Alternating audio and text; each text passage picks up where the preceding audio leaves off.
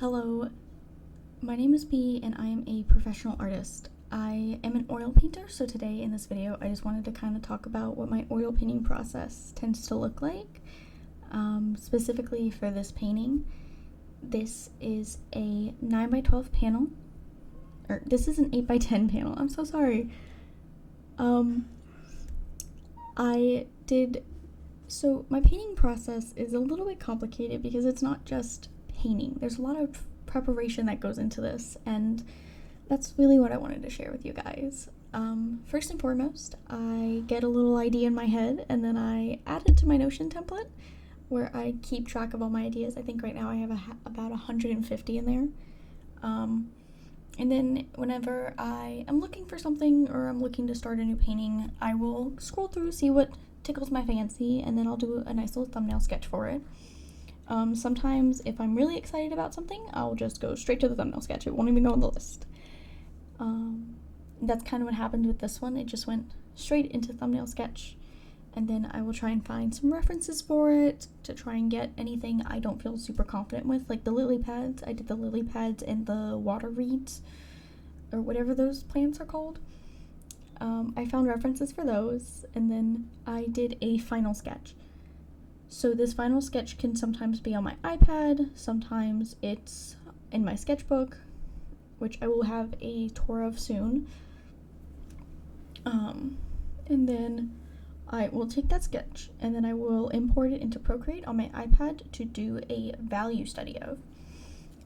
Every painting, in my opinion, should read fully in black and white.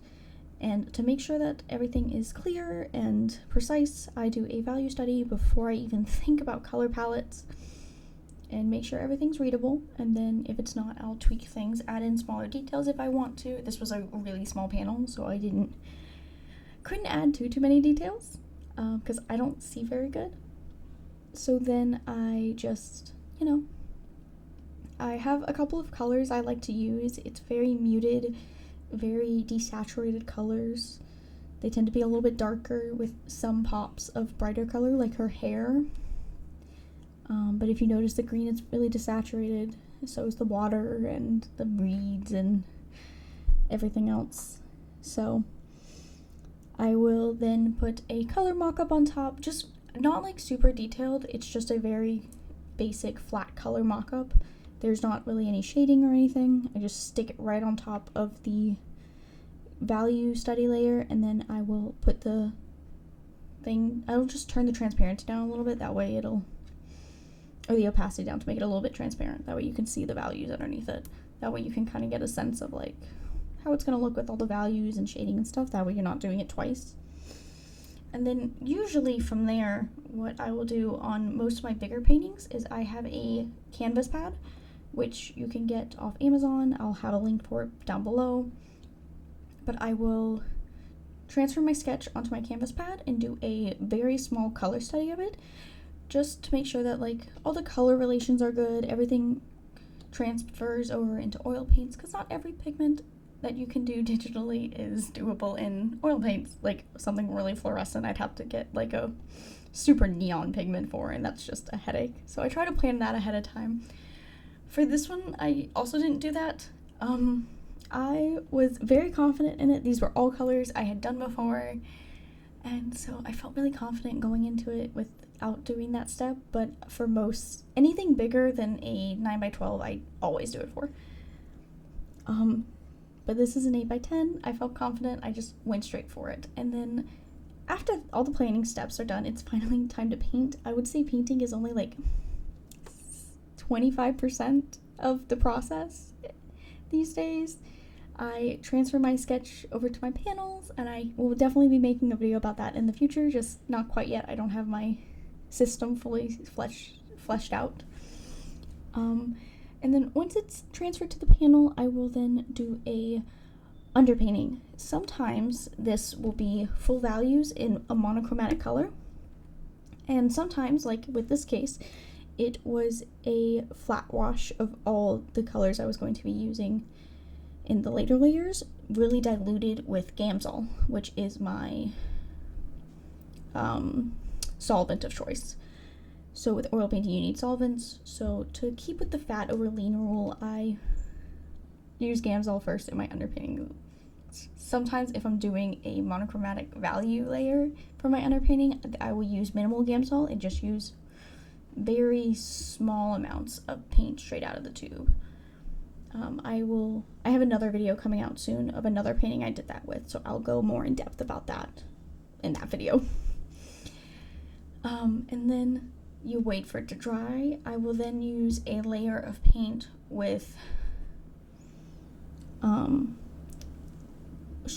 paint straight out of the tube with no medium, and then on top of that layer, if anything needs to be put on top, I will then use a layer with medium and slowly increase the amount of medium.